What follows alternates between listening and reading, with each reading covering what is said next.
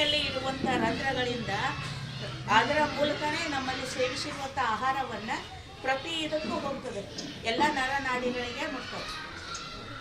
ಅದಕ್ಕೆ ನಾವೇನು ಮಾಡಬೇಕು ಅಂದರೆ ಹುರಿದ್ಬಿಟ್ಟು ನಾಲಿಗೆಗೆ ಹಚ್ಚಿ ತಿಕ್ಕಿದ ಮೇಲೆ ಏನಾಗ್ತದೆ, ಆ ರಂಧ್ರಗಳು ಓಪನ್ ಆಗ್ತಾವ, ಲಾಲಾಸ್ರಾವ ಆಗಕ್ಕೆ ಸ್ಟಾರ್ಟ್ ಆಗ್ತದೆ. ಆಮೇಲೆ ನಾಲಿಗೆಗೆ ರುಚಿ ಬರ್ತದೆ ಮತ್ತು ಎಲ್ಲ ಕಡೆ ನರನಾಡಿಗಳಿಗೆ ನಾವು ತಿಂದಿರುವಂಥ ಸತ್ವವನ್ನು ಮುಟ್ತದೆ. ಈಗ ಹೋಮಿಯೋಪತಿಯಲ್ಲಿ ಆಯುಷ್ ಇಲಾಖೆಯಲ್ಲಿ ಹೋಮಿಯೋಪತಿ ಬರ್ತದೆ, ಯೋಗ ಬರ್ತದೆ, ಸಿದ್ಧ ಬರ್ತದೆ, ಆಯುರ್ವೇದ ಬರ್ತದೆ. ಇವು 5 ಇರೋದ್ರಿಂದ ಆಯುಷ್ ಆಗಿದೆ. ಹೋಮಿಯೋಪತಿಯ ಪ್ರಕಾರ ಔಷಧಿ ನಾವು ನೀರಿನಲ್ಲಿ ಹಾಕಿಬಿಟ್ಟು 1 ಚಮಚದಲ್ಲಿ 10 ಹನಿ ಅಥವಾ 2 ಹನಿ 3 ಹನಿ ಔಷಧಿ ಮೇಲೆ ಇರ್ತದೆ. ಅದನ್ನು ಹಾಕಿ ನಾವು ನಾಲಿಗೆ ಮೇಲೆ ಇಟ್ಕೊಂಡ ಮೇಲೇ ಏನಾಗ್ತದೆ, ನಾಲಿಗೆಯೊಳಗಿಂದನೇ ಕೆಲಸ ಆಗ್ತದೆ, ಹೊಟ್ಟೆಗೆ ಹೋಗೋದು ಅವಶ್ಯಕತೆನೇ ಇರಬೇಕು.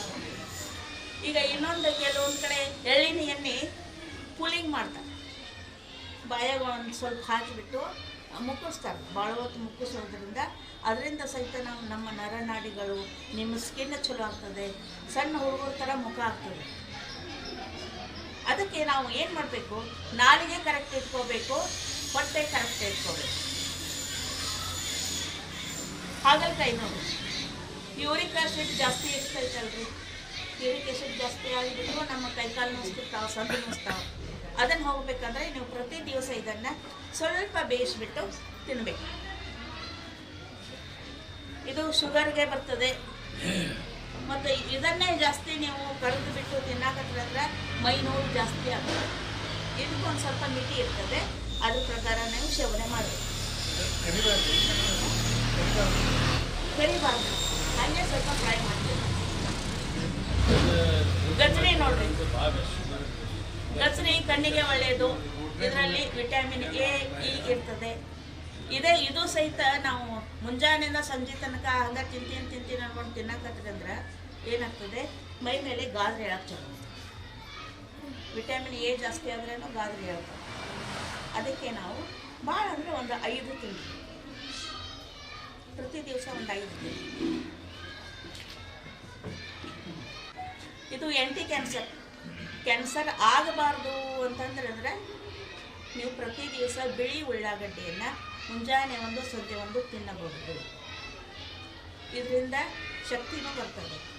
45 ವರ್ಷದ ಮೇಲೆ ಶಕ್ತಿಹೀನ ಆಗಿರ್ತದೆ ನೋಡ್ರಿ. ನಾ ಏನು ಒಡೆದು ಹೇಳೋದಿಲ್ಲ. ಆ ಶಕ್ತಿ ಬರ್ಬೇಕಂತಂದ್ರೆ ನೀವು ಏನು ಮಾಡಬೇಕು, 1 ಉಳ್ಳಾಗಡ್ಡಿ ಮುಂಜಾನೆ ಸಂಜೆ ರೊಟ್ಟಿ ಜೋಡಿ ತಿನ್ನಬೇಕು. ಇದರಿಂದ ಕೂದಲು ಸಹಿತ ಸೋಂಪಾಗಿ ಬೆಳೀತದೆ. ಇದನ್ನು ನೀವು ಎಣ್ಣೆನೂ ಮಾಡಿ ಇಟ್ಕೊಳ್ಬೋದು. ಇದು ನೋಡಿರಿ, ದೂದ್ ಭೋಪಳ, ನೀವೇನಂತೀರಿ, ಹಾಲು ಗುಂಬಳಕಾಯಿ. ಇದನ್ನು ನಾವು ರಸ ಮಾಡಿ ಕೊಡೋದ್ರಿಂದ ಫ್ಯಾಟ್ನೆಸ್ ಹೋಗ್ತದೆ. ನಾವು ದಪ್ಪ ಏನಿರ್ತೀವಲ್ಲ, ಕೊಳ್ಳುತನ ಹೋಗ್ತದೆ ಒಳಗಿದ್ದು, ಮತ್ತು ಫ್ಯಾಟು ಕಡಿಮೆ ಆಗ್ತದೆ. ಇದು ಸಹಿತ ನಾವು ರಸ ತೆಗೆದುಬಿಟ್ಟು ಕೊಬ್ಬರಿ ಎಣ್ಣೆ ಹಾಕಿ ಎಣ್ಣೆ ಮಾಡಿ ಇಟ್ಕೊಳ್ಳೋದ್ರಿಂದ ಆ ಎಣ್ಣೆ ಪ್ರತಿ ದಿವಸ ತಲೆಗೆ ಹಚ್ಚೋದ್ರಿಂದ ಏನಾಗ್ತದೆ, ತಲೆ ಕೂದಲು ಹೊಟ್ಟೆ ಹೋಗ್ತದೆ. ಆಮೇಲೆ ತಲೆ ಕೂದಲು ಚಂದ ಬರ್ತಾವೆ, ಸೋಂಪಾಗಿ ಬೆಳೀತದೆ. ಮುಂದೆ ಇದು ರಾತ್ರಿ ನಿದ್ದೆ ತುಂಬ ಚೆನ್ನಾಗಿ ಬರ್ತದೆ. ಇದನ್ನು ತಿನ್ನೋದ್ರಿಂದ ನಮ್ಮಲ್ಲಿ ಎಲ್ಲ ಆರ್ಗನ್ಸ್ಗಳು ಸದೃಢ ಆಗ್ತವೆ. ಕೆಲವರಿಗೆ ಮಕ್ಕಳೇ ಆಗೋದಿಲ್ಲ ಅಂತೀವಿ. ಮಕ್ಕಳು ಆಗಂಗಿಲ್ಲ ಅಂತಂದರೆ ಅದಕ್ಕೆ ಬೇಕಾಗಿರುವಂಥ ಅಂಶಗಳು, ಗರ್ಭಾಶಯ ಸರಿ ಇರೋದಿಲ್ಲ, ಬೆಳೆಯೋದಿಲ್ಲ. ಆ ಬೆಳವಣಿಗೆ ಆಗಬೇಕಂದ್ರೆ ನಾವು ಒಂದೊಂದು ಮಟ್ಟಿಗೆ ನೆನೆಸಿದ ಕಾಳುಗಳನ್ನು ತಿನ್ನೋದರಿಂದ ವಿಟಮಿನ್ ಇ ಜಾಸ್ತಿ ಆಗ್ತದೆ. ಮಕ್ಕಳು ಸಹಜವಾಗಿ ಅಂದರೆ ಗರ್ಭಧಾರಣೆ ಆಗ್ತದೆ. ಇದು ಎಲ್ಲರೂ ತಿನ್ಬೋದು. ಹೆಣ್ಮಕ್ಳು ಅಷ್ಟೇ ತಿನ್ನಬೇಕಂತ ಏನಿಲ್ಲ, ಗಂಡು ಮಕ್ಕಳು ತಿನ್ಬೋದು. ಇವೆಲ್ಲ ತಿನ್ನೋ ವಿಟಮಿನ್ಸ್ ಮಿನರಲ್ಸು ಇರ್ತವೆ. ಈ ಕಡ್ಲಿ ನೋಡ್ರಿ, ಕುದುರೆ ಏನೋ ಮಾಡ್ತೈತಿ, ಏನು ತಿಂತದೆ, ಹುಲ್ಲು, ಆಮೇಲೆ ಕಡ್ಲಿ ತಿಂತದೆ. ನಾವೇನು ಮಾಡ್ತೀವಿ ರೀ, ಹುರ್ಕಡ್ಲಿ, ಬಟ್ಕಡ್ಲಿ ಇಂಥವೆಲ್ಲ ತಿಂತೀವಿ, ಹುರಿದಿರ್ತೀವಿ, ಎಲ್ಲ ಸತ್ತು ಹೋಗಿಬಿಟ್ಟಿರ್ತದೆ. ಇದು ತಿನ್ನೋದ್ರಿಂದ ನಮ್ಮಲ್ಲಿ ಕ್ಯಾಲ್ಸಿಯಂ ಜಾಸ್ತಿ ಆಗ್ತದೆ, ಎಲುಬುಗಳು ಗಟ್ಟಿ ಆಗ್ತವೆ, ಆಯುಷ್ಯ ವೃದ್ಧಿ ಆಗ್ತದೆ. ಹೆಚ್ಚಾಗಿ ಬರ್ತದೆ. ಇವು ಸಹಿತ ವಿಟಮಿನ್ ಎ ಇ ಎಲ್ಲ ಇರ್ತದೆ ಇದರಲ್ಲಿ, ವಿಟಮಿನ್ ಬಿ ಕಾಂಪ್ಲೆಕ್ಸ್ ಎಲ್ಲ ಇರ್ತದೆ. ಇದನ್ನು ನಾವು ತಿನ್ಬೋದು. ಇವೆಲ್ಲ ಕಾಳುಗಳನ್ನು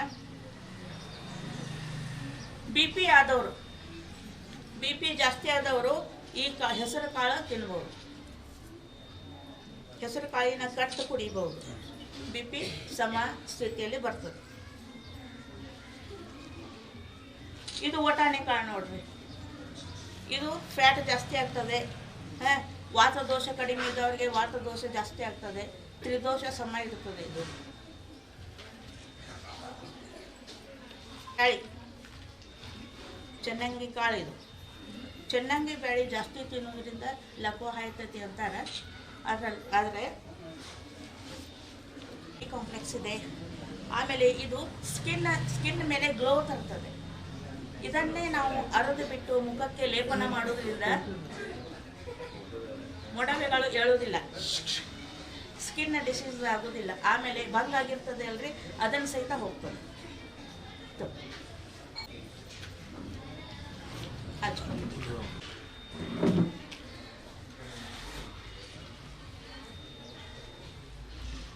ಮುಂಜಾನೆಯಿಂದ ಸಂಜೆ ತನಕ ನೆಗಡಿ ಆಗೋದು ಬೇರೆ, ಕಾಲಕ್ಕೆ ಅನುಸಾರವಾಗಿ ಋತುಗಳ ಅನುಸಾರವಾಗಿ ಬರುವಂಥ ನೆಗಡಿ ಬೇರೆ, ಮತ್ತು ವರ್ಷಾನುಗಂಟಲೆ ಇರುವಂಥ ನೆಗಡಿನೂ ಬೇರೆ. ವರ್ಷಾನುಗಂಟಲೆ ನೆಗಡಿ ಭಾಳ ಜನರಿಗೆ ಇರ್ತದೆ. ಯಾಕೆ ಇರ್ತದೆ ಅಂದರೆ ಪಚನ ಕ್ರಿಯೆ ಸರಿ ಇರೋದಿಲ್ಲ. ಪಚನ ಕ್ರಿಯೆ ಸರಿ ಇಲ್ಲದೇ ಇರಲಾರದಕ್ಕೆ ಏನಾಗ್ತದೆ ಅಂತಂದ್ರೆ ಮೂಗಿನಿಂದ ಹಿಡಿದುಕೊಂಡು ಗುದದ್ವಾರದವರೆಗೆ ಕೆಂಪಾಗಿಬಿಟ್ಟಿರ್ತದೆ, ಪೂರ ಹಣ್ಣಾಗಿಬಿಟ್ಟಿರ್ತದೆ. ಕೆಲವರಿಗೆ ಮೂಗಿನೊಳಗೆ ನೋಡಿದರೆ ಪಾಲಿಪ್ ಇರ್ತದೆ ನೋಡ್ರಿ, ಅಲ್ಲೆಲ್ಲ ಕೆಂಪಾಗಿಬಿಟ್ಟಿರ್ತದೆ, ರಕ್ತದಂಗೆ. ರಕ್ತ ಸ್ವಲ್ಪ ಚುಚ್ಚಿದ್ರೆ ಸಾಕು ರಕ್ತ ಬಂದುಬಿಡ್ತದೆ. ಅದಕ್ಕೆ ಏನಾಗ್ತದೆ, ನಮ್ಮಲ್ಲಿ ಆ ಗುದದ್ವಾರದ ತನಕ ಏನು ಕೆಂಪಾಗಿರ್ತದೆ ಅಲ್ಲ, ಮೂಗಿನಿಂದ ಹಿಡ್ಕೊಂಡು ಹೋಗಿರ್ತದೆ. ಮೂಗಿಗೆ ಬೆಳಗಿನ ತಂಪು ಗಾಳಿ ಅಥವಾ ಧೂಳ ಕಣಗಳನ್ನು ಸೇರಿದರೆ ಬಡಿದ್ರೆ ಏನಾಗ್ತದೆ, ಅದು ಸ್ರಾವಾಗಷ್ಟು ಚಾಲು ಆಗ್ತದೆ. ಆ್ಯಕ್ಚುಲಿ ಕಫ ಬರ್ತಿರಂಗಿಲ್ಲ, ನೆಗಡಿ ಬರೀ ನೀರು ಸೋರ್ತಾ ಇರ್ತದೆ. ಅದಕ್ಕೆ ನಾವು ಏನು ಮಾಡಬೇಕು ಅಂತಂದರೆ, ಲವಂಗ 1 ತೊಲೆ ತೊಗೋರಿ, ಮೆಣಸಿನ್ಕಾಳು 1 ತೊಲೆ ತೊಗೋರಿ, ಇದು 1 ತೊಲೆ ತೊಗೋರಿ, 3 ಅರೆದು ಬಿಟ್ಟು ಪುಡಿ ಮಾಡಿ ಇಟ್ಕೊಂಡು ಕಲ್ಸಕ್ರಿ ಅದೇ ಪ್ರಮಾಣದಲ್ಲಿ, ಅಂದರೆ 3 ತೊಲೆ. ಇದು 3 ತೊಲೆ ಆಯಿತು, ಅದು 3 ತೊಲೆ ಕಲ್ಸಕ್ರಿ ಅದು ಇಟ್ಕೊಂಡು ಒಂದು ಡಬ್ಬೆ ಒಳಗೆ ಇಟ್ಕೊಂಡ್ರೆ ಅಂದರೆ ರಾತ್ರಿ ಒಂದಿಷ್ಟು ಜೇನುತುಪ್ಪದಲ್ಲಿ ಕಲಿಸ್ಬಿಟ್ಟು ನೆಕ್ಕಿಬಿಡೋದು. ಅದರಿಂದ ಏನಾಗ್ತದೆ, ನಿಮ್ಮಲ್ಲಿ ಆ ಪರಿಪಕ್ವತೆ ಏನಿರ್ತದಲ್ರಿ, ಕೆಂಪರಂತ ಆಗಿರ್ತದೆ, ಅದನ್ನು ಹೋಗ್ತದೆ. ಇನ್ನೊಂದು ಉಪಾಯ ಏನಂತಂದರೆ, ಇಲ್ಲಿ ನಾವು ಇದು ತಂದಿಲ್ಲ, ಕ್ಯಾಬೇಜ್ ಇರ್ತದಲ್ರಿ, ಕ್ಯಾಬೇಜ್ ಗಡ್ಡಿ ಮ್ಯಾಗಿಂದು ಪಕ್ಕಳಿ 1-2 ತೆಗೆಯೋದು. ಆಮೇಲೆ ಒಳಗಿನ 4 ಅಥವಾ 5 ಪಕ್ಕಳಿಗಳನ್ನು ತಗೊಂಡು ಒಂದು ಬೋಗಾಣಿಯಲ್ಲಿ 1-2-3 ಲೀಟ್ರ್ ನೀರು ಹಾಕಿ ಅದನ್ನು ಜಜ್ಜಿ ಬಿಟ್ಟು ಅದರಲ್ಲಿ ಹಾಕಿ ಕುದಿಸಿ ವಾಫ್ ತೊಗೋಬೇಕು. ವಾಫ್ ತೊಗೊಳೋದ್ರಿಂದ 3 ದಿವಸ ತೊಗೊಂಡ್ರೆ ಅಂದರೆ ಮೂಗಿನಲ್ಲಿ ಇರುವಂಥ ಪರಿಪಕ್ವತೆ, ಕೆಂಪು ರಂಜಾಗಿರ್ತೈತೆ ಅಲ್ರಿ, ಅದೆಲ್ಲ ಹೋಗ್ತದೆ. ಪಚನ ಕ್ರಿಯೆ ಸರಿಯಾಗಿ ಸ್ಟಾರ್ಟ್ ಆಗ್ತದೆ. ಅದು ಮಾಡ್ತೀರಿ. ಇದಂತಿಲ್ಲ, ನಿಮ್ಮ ಡೈಜೆಷನ್ ಪವರ್ ಸಹಿತ ಸರಿ ಮಾಡ್ತದೆ, ನಾಲಿಗೆಗೆ ರುಚಿ ಬರ್ತದೆ. ಇನ್ನೊಂದು, ತಿನ್ನೋ ಎಲೆ, ವಿಳೆದೆಲೆ ಇರ್ತೈತಲ್ರಿ, 1 ಅಥವಾ 2 ವಿಳೆದೆಲೆ ತೊಗೋರಿ, 3 ಮೆಣಸಿನಕಾಳಿನ ಪುಡಿ ಹಾಕೋರಿ, ಹಾಕಿ ತಿನ್ನೋದ್ರಿಂದ ನಿಮ್ಮಲ್ಲಿ ಕೊಲೆಸ್ಟ್ರಾಲ್ ಇರ್ತದೆ ಅಲ್ರಿ, ಜಾಸ್ತಿ ಆಗಿರುವಂಥ ಕೊಲೆಸ್ಟ್ರಾಲ್ ಎಲ್ಲ ಹೋಗ್ತದೆ. ಆಮೇಲೆ ಹಾರ್ಟಿಗೆ ಬಂದಿರುವಂಥ ಬ್ಲಾಕೇಜಸ್ ಎಲ್ಲ ಹೋಗ್ತವೆ. ಇವು 3 ಏನು ಲವಂಗ ಮತ್ತು ಮೆಣಸಿನಕಾಳು, ಶುಂಠಿ, ಇವು 3 ಸಮ ಪ್ರಮಾಣದಲ್ಲಿ ಅರೆದು ತಿನ್ನೋದ್ರಿಂದ ಬ್ರೈನ್ ಟ್ಯೂಮರ್ ಆಗೋದಿಲ್ಲ, ವಾತ ರೋಗಗಳು ಆಗೋದಿಲ್ಲ, ಕಫ ರೋಗಗಳು ಆಗೋದಿಲ್ಲ. ಆಮೇಲೆ ಬಿ ಪಿ ಜಾಸ್ತಿ ಆದವರು 1 ಚುಟಕಿಯಲ್ಲಿ ಎಷ್ಟು ಬರ್ತದೆ ಅಷ್ಟನ್ನು ನೀವು ಅಜ್ವಾನ ಊಟ ಆದಮೇಲೆ ತಿನ್ನೋದ್ರಿಂದ ಬಿ ಪಿ ಸಮಸ್ಥಿತಿಯಲ್ಲಿ ಇದ್ದುಬಿಟ್ಟು ಲಘು ಹಾಯಂಗಿಲ್ಲ. ದಿವಸ 2 ಹೊತ್ತು ನೀವು ಅಜ್ವಾನನ್ನು ಸೇವನೆ ಮಾಡಬೇಕು. ನೋಡ್ರಿ, ವಾತ ರೋಗಗಳ ನಾಶ ಆಗ್ತದೆ, ಕಫ ರೋಗಗಳ ನಾಶ ಆಗ್ತದೆ, ಜಾಸ್ತಿ ತಿಂದರೆ ಪಿತ್ತ ಜಾಸ್ತಿ ಆಗ್ತದೆ. ಅದಕ್ಕೆ ನಾವು ಏನು ಮಾಡಬೇಕು, ಸಣ್ಣ ಬೆಳ್ಳುಳ್ಳಿ ಗಡ್ಡಿ 4 ಅಥವಾ 5 ಪಕಳಿ ಇರುವಂಥದ್ದು, ಅವು ಎಸಳನ್ನು ನೀವು ರೊಟ್ಟಿ ಜೋಡಿ ತಿನ್ನೋದ್ರಿಂದ ನಮ್ಮಲ್ಲಿ ಇರುವಂಥ ರಕ್ತವನ್ನು ಗಟ್ಟಿ ಆಗೋದಿಲ್ಲ. ಆಮೇಲೆ ರಕ್ತನಾಳಗಳಲ್ಲಿ ಕ್ಲಾಟ್ಸ್ ಆಗೋದಿಲ್ಲ, ಬ್ಲಾಕೇಜಸ್ ಬರೋದಿಲ್ಲ, ಇದರಿಂದ ಲಕ್ವ ಹಾಯೋದಿಲ್ಲ, ಬಿ ಪಿ ಸಮಸ್ಥಿತಿಯಲ್ಲಿ ಇರ್ತದೆ. ಬಿ ಪಿ ಇದ್ದವರು ನೀವು ಇದು ತಿನ್ಬೋದು. ಆಮೇಲೆ ಹೆಸರು ಕಾಳನ್ನು ಕಟ್ಟೆ ಮಾಡಿ ಕುಡಿಬೋದು. ಆಮೇಲೆ ವಾತ ರೋಗಗಳಲ್ಲಿ 1 ಕಪ್ ಹಾಲಿನಲ್ಲಿ 4 ಎಸಳು ಜಜ್ಜಿ ಹಾಕಿಬಿಟ್ಟು ಕುದಿಸಿ, ಅರ್ಧ ಕಪ್ ಆಗುವವರೆಗೆ ಕುದಿಸಿಬಿಟ್ಟು ನೀವು ಕುಡಿಯೋದ್ರಿಂದ ನಿಮ್ಮ ವಾತ ರೋಗಗಳನ್ನು ನಿರ್ಹಾರ ಆಗ್ತವೆ. ಇನ್ನು ನಾವು ಏನು ಮಾಡ್ತೀವಿ, ನಾವು ಔಡ್ಲೆಲ್ಲಿ ತಂದಿಲ್ಲ ಸರ್. ಇಲ್ಲೇ ಏನಾಗ್ತದೆ, 2 ಪಾರ್ಟ್ ಇದೆ, 2 ಭಾಗ ಇದೆ. ಮೇಲಿನ ಭಾಗ, ಆಮೇಲೆ ಶರೀರದ ಕೆಳಗಿನ ಭಾಗ. ಕೆಳಗಿನ ಭಾಗದಲ್ಲಿ ಕಿಡ್ನಿ ಬರ್ತದೆ, ಮೇಗಿನ ಭಾಗದಲ್ಲಿ ಯಕೃತ್ತು ಬರ್ತದೆ. ಔಡ್ಲಿಯಲ್ಲಿ ರಸ ಮಾಡಿ ಕುಡಿಯೋದ್ರಿಂದ 1 ಗ್ಲಾಸ್ ನಿಮ್ಮ ಕಫ ರೋಗಗಳ ನಾಶ ಆಗ್ತಾವೆ. ಆಮೇಲೆ ಯಕೃತದಲ್ಲಿ ಇರುವಂಥ ಪಿತ್ತಾಶಯದ ಹಳ್ಳದು ಆಗ್ತದೆ ನೋಡ್ರಿ, ಅದು ಸಹಿತ ಹೋಗ್ತದೆ. ನೀವೇನು ಮಾಡಬೇಕು, ತಿಂಗಳಿಗೆ 1 ಸರ್ತಿ ಅಥವಾ 3 ತಿಂಗಳಿಗೆ 1 ಸರ್ತಿ ಔಡ್ಲಿಯಲ್ಲಿ ರಸ ಮಾಡಿಬಿಟ್ಟು 3 ದಿವಸ ಕುಡಿಯೋದ್ರಿಂದ ಕಾಮಣಿ ಆಗೋದಿಲ್ಲ, ಪಿತ್ತದ ರೋಗಗಳು ಆಗೋದಿಲ್ಲ. ಇನ್ನು ಇದು ಕೊತ್ತಂಬರಿ ಕಿಡ್ನಿ ಸ್ವಚ್ಛ ಮಾಡ್ತೀವಿ. ಕಿಡ್ನಿ ಯಾರು ಸ್ವಚ್ಛ ಮಾಡ್ತೀರಿ? ಯಾವ್ದಾರ ದವಾಖಾನ್ಯಾಗ ಮಾಡ್ತಿದ್ರೆ ಅಲ್ಲ, ಟೆಕ್ನಿಕ್ಸ್ ಇನ್ನೂ ಜಾಸ್ತಿ ಇದೆ. ಅದರಲ್ಲಿ ಏನಾದರೂ ನೀವು ಓದಿದರೆ ಅಥವಾ ಅನುಭವ ನಮ್ಮ ಆಯುಷ್ಯ ಇದರಲ್ಲಿ ಕೊತ್ತಂಬರಿ, ಇದರಲ್ಲಿ ವಿಟಮಿನ್ ಎ ಇರ್ತದೆ, ಇ ಇರ್ತದೆ. ಇದನ್ನು ನಾವು ಪೇಸ್ಟ್ ಮಾಡಿಬಿಟ್ಟು ತಲೆಗೆ ಅರ್ಧ ತಾಸು ಹಚ್ಚೋದ್ರಿಂದ ಹೊಟ್ಟು ಹೋಗ್ತದೆ, ಕೂದಲು ಸೋಂಪಾಗಿ ಬೆಳೀತದೆ. ಆಮೇಲೆ ಇದರ ರಸ ಮಾಡಿ 3 ತಿಂಗಳಿಗೆ 1 ಸರ್ತಿ ಕುಡಿಯೋದ್ರಿಂದ 1 ಗ್ಲಾಸ್ ಕುಡಿಬೇಕು. ಕುಡಿಯೋದ್ರಿಂದ ನಿಮ್ಮಲ್ಲಿ ಕಿಡ್ನಿ ಏನಿರ್ತದಲ್ಲ ಎಲ್ಲ ಸ್ವಚ್ಛ, ಮೂತ್ರಾಶಯನೂ ಸ್ವಚ್ಛ. ಒಳಗೆ ಅಷ್ಟೋ ಏನೇನೋ ತುಂಬಿ ಬಿಟ್ಟಿರ್ತಾವೆ ನಮ್ಮಲ್ಲಿ ಟಾಕ್ಸಿನ್ಸ್. ಅದನ್ನು ಸ್ವಚ್ಛ ಮಾಡೋರು ಯಾರೂ ಇಲ್ಲ. ಬಟ್ ದೇವರು ಎಲ್ಲನೂ ಭೂಮಿ ಮೇಲೆ ಕಳಿಸ್ಬಿಟ್ಟಿದ್ದಾರೆ. ನಾವೇನು ಮಾಡಾಕ್ತೀವಿ, ಅದಕ್ಕೆ ಔಷಧಿ ಬಡೋದು ಇದಕ್ಕೆ ಸೆರೆ ಹೊಡ್ಯಾಕ್ತಾರೆ ನೋಡ್ರಿ. ಇದು ಕುಡಿಯೋದಲ್ದ ಇದಕ್ಕೂ ಹೊಡ್ಯಾಕ್ತಾರೆ, ನಮಗೂ ಎಲ್ಲ ಕೊಡ್ಸಾಕ. ಇದು ತಿನ್ನೋದ್ರಿಂದ ಫೈಬರ್ ಇರ್ತದೆ ಇದರಲ್ಲಿ. ಇದು ಕಣ್ಣಿಗೆ ಒಳ್ಳೆಯದು, ಸಪ್ತ ಧಾತುಗಳ ವೃದ್ಧಿ ಆಗುವಂಥದ್ದು. ಇದು ಟಾನಿಕ್ ಇದ್ದಾಗೆ. ಇದನ್ನು ನಾವು ಏನು ಮಾಡಬೇಕು ಅಂತಂದರೆ, ರೊಟ್ಟಿ ಜೋಡಿ ತಿನ್ಬೋದು, ಪಲ್ಯ ಮಾಡಿ ತೊಗೋಬೋದು, 2-3 ರೀತಿ ಬೇಳೆ ಹಾಕಿನೂ ಮಾಡ್ಬೋದು, ಹಾಗೆ ಮಾಡ್ಬೋದು. ಸ್ವಚ್ಛಾಗಿ ತೊಳೆದ್ಬಿಟ್ಟು ಉಪ್ಪಿನ ನೀರಿನಲ್ಲಿ ತೊಳಿಬೇಕಿದು. ಆಮೇಲೆ ಇದನ್ನು ರಸ ಮಾಡಿನೂ ಕುಡಿಬೋದು. ನಮ್ಮಲ್ಲಿ ಪಚನ ಶಕ್ತಿ, ಅರುಚಿ, ಡೈಜೆಷನ್, ಇಂಡೈಜೆಷನ್, ಇದಕ್ಕೆ ಏನು ಮಾಡಬೇಕು, ಇದು ನೋಡಿ ಸಬ್ಬಸಿಗೆ ಪಲ್ಯ. ಇದನ್ನು ನೀವು ಭಾಳ ಕುದಿಸ್ಬಾರ್ದು, ಅಷ್ಟೇ ಬೆಳ್ಳುಳ್ಳಿ ಹಾಕಿ ಕುದಿಸ್ಬಿಟ್ಟು ಇದಕ್ಕೆ ಉಳ್ಳಾಗಡ್ಡಿ ಹಾಕಬಾರ್ದು. ಆ್ಯಕ್ಚುಲಿ ಬೆಳ್ಳುಳ್ಳಿ ಒಗ್ಗರಣೆ ಕೊಟ್ಟು ಸ್ವಲ್ಪ 1 5 ನಿಮಿಷ ಕುದಿಸಿ ನೀವು ಊಟ ಮಾಡ್ಬೋದು. ಇನ್ನು ರಕ್ತಹೀನತೆಯಲ್ಲಿ ಇದ್ರದ್ದು 4 ಎಸಳು ದಿವಸ 4 ಎಸಳು 4 ಎಲೆ ತಿನ್ನಿರಿ ರೊಟ್ಟಿ ಜೋಡಿ. 2ನೇ ಅಥವಾ 3ನೇ ದಿವಸ ನಿಮ್ಮ ತುಟಿ ಕೆಂಪು ಆಗಲಿಲ್ಲ ಅಂದ್ರೆ ಹೇಳಿ. ಹಿಮೋಗ್ಲೋಬಿನ್ ಪರ್ಸೆಂಟೇಜ್ ಜಾಸ್ತಿ ಆಗ್ತದೆ, ರಕ್ತ ಹಾಕೊಳ್ಳೋದು ಬೇಕಾಗಿಲ್ಲ. ಇದನ್ನು ಮತ್ತು ಕಡ್ಲಿ ಇದು ಕಷಾಯ ಮಾಡಿ ಕುಡಿಯೋದ್ರಿಂದ ಕಿಡ್ನಿಯಲ್ಲಿ ಇರುವಂಥ ಹರಳುಗಳನ್ನು ಕರಗಿ ಹೊರಗೆ ಹೋಗ್ತವೆ. ಇದು 2 ಕಾಂಬಿನೇಷನ್ ಇದೆ. ಇದು ಕಿಡ್ನಿ ಸ್ಟೋನ್ ಮೆಡಿಸಿನ್ ಇದೆ. ಇದು ನೋಡ್ರಿ, ರಕ್ತಹೀನತೆಯಲ್ಲಿ ಇದು ರಕ್ತ ಜಾಸ್ತಿ ಮಾಡ್ತದೆ, ಸ್ಕಿನ್ ಡಿಸೀಸ್ ಹೋಗಿಸ್ತದೆ, ಚರ್ಮ ರೋಗ ನಾಶ ಆಗ್ತದೆ.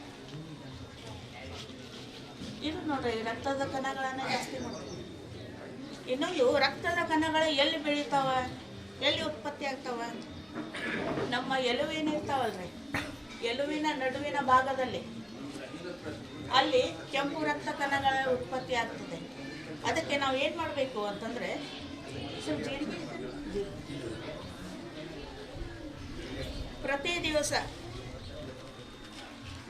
1 ಚಮಚ, ಸಂಜೆಗೆ 1 ಚಮಚ ಜೀರಿಗೆ ತಿನ್ನೋದ್ರಿಂದ ನಿಮ್ಮ ಎಲುಬುಗಳು ಗಟ್ಟಿ ಆಗ್ತಾವೆ. ಕಟ ಕಟ ಕಟ ಅಂತಿರ್ತಾವೆ ನೋಡ್ರಿ, ಎಳುವಾಗ ಕುಂತುವಾಗ ನಡ ನೋವು ಬರೋಂಗಿಲ್ಲ. ಇದನ್ನು ನೀವೇನು ಮಾಡ್ಬೇಕಂತಂದರೆ ಇದು ಪಚನ ಶಕ್ತಿ ಕ್ರಿಯೆನೂ ಚೆನ್ನಾಗಿ ಮಾಡ್ತದೆ, ಎಲುವು ಗಟ್ಟಿ ಮಾಡ್ತದೆ, ಕ್ಯಾಲ್ಸಿಯಂ ಇರ್ತದೆ ಇದರಲ್ಲಿ. ಬಿಳಿ ಎಳ್ಳು ಸಹಿತ ನೀವು 1 ಚಮಚ ಪ್ರತಿ ದಿವಸ ತಿನ್ಬೋದು. ಇನ್ನು ಮೂಲಂಗಿ ನೋಡ್ರಿ, ಜವಾರಿ ಮೂಲಂಗಿ ಇತ್ತಂದರೆ ಇಷ್ಟು ಭಾಗ ಹಸಿರು ಇರ್ತದೆ, ಅದು ಈ ಭಾಗ ಮತ್ತು ಎಲೆ ಒಂದು ಗ್ಲಾಸ್ ನೀರು ರಸ ಮಾಡಿಬಿಟ್ಟು ಕುಡಿಯೋದ್ರಿಂದ 57 ದಿವಸ ಕುಡಿಯೋದ್ರಿಂದ ರೀ ಊಟ ಏನು ಮಾಡಬಾರ್ದು. ಇದಕ್ಕೊಂದು ಸ್ವಲ್ಪ ಕರಿ ಲವಣ ಹಾಕೋರಿ, ಕರಿ ಮೆಣಸಿನಕಾಯಿನ ಪುಡಿ ಹಾಕ್ಕೊಂಡು ಕುಡಿಯೋದ್ರಿಂದ ನಿಮಗೆ ಚರ್ಮ ರೋಗ ಇರ್ತಾವಲ್ರಿ, ಸೋರಿಯಾಸಿಸ್ ಕಡಿಮೆ ಆಗ್ತದೆ. ಆಮೇಲೆ ಇದು ಪ್ರತಿ ದಿವಸ ತಿನ್ನೋದ್ರಿಂದ ಇದರ ಮೇಲೆ ಹೆಂಗಿದೆ ನೋಡ್ರಿ ಚರ್ಮ, ಅದೇ ರೀತಿ ನಮ್ಮ ಸ್ಕಿನ್ ಸಹಿತ ಆಗ್ತದೆ. ಮತ್ತು ಇನ್ನೊಂದು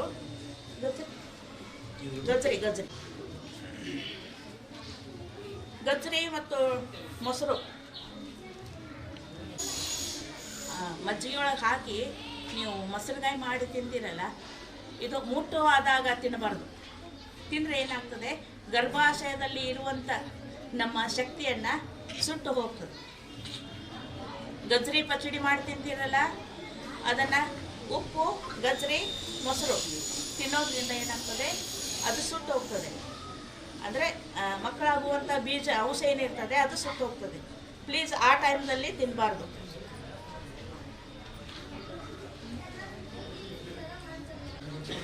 ನಾವು ಆಹಾರ ಪದ್ಧತಿಯಿಂದಲೇ ನಾವು ಶುಗರ್ ಕರೆಕ್ಟ್ ಮಾಡಬಹುದು. ಏನು ಮಾಡಬೇಕು ಅಂತಂದ್ರೆ, ನಮ್ಮ ವಯಸ್ಸಿಗೆ ತಕ್ಕಂಗೆ ಬೆಳಿಗ್ಗೆ 7ರಿಂದ 11ರವರೆಗೆ ಉಪ್ಪಿಟ್ಟು, ಇಡ್ಲಿ, ವಡೆ ಇಂಥದ್ದೆಲ್ಲ ತಿನ್ನಲಾರ್ದೆ ನಾವು 1/4 kg ಆಗುವಷ್ಟು ಹಣ್ಣುಗಳನ್ನು ನಾವು ಸೇವನೆ ಮಾಡಬೇಕು. ಪ್ರತಿ ದಿವಸ ನಾಷ್ಟಾನೇ ಏನು ಮಾಡಬೇಕು, ಹಣ್ಣುಗಳ ಸೇವನೆ ಮಾಡಬೇಕು. ಇದು ದೇವರು ಹುಟ್ಟಿಸಿರುವಂಥದ್ದು, ನಾವು ಕೈಯಿಂದ ಹಾಕಿರೋದಿಲ್ಲ. ಇದರಲ್ಲಿ ಸಕ್ಕರೆ ಹೌದಿಲ್ರಿ, ದೇವ್ರು ಹುಟ್ಟಿಸಿರುವಂಥದ್ದು.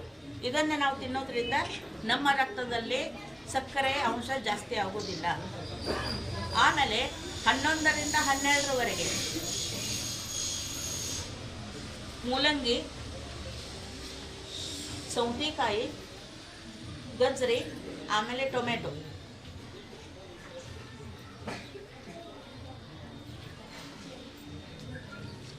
ಇವನ್ನು ಸಲಾಡ್ ಮಾಡಿ ಇಟ್ಕೊಳ್ಬೇಕು. 1 ತಾಟ್ ಆ ಸಲಾಡ್ 1/4 kg ತಿನ್ನಬೇಕು.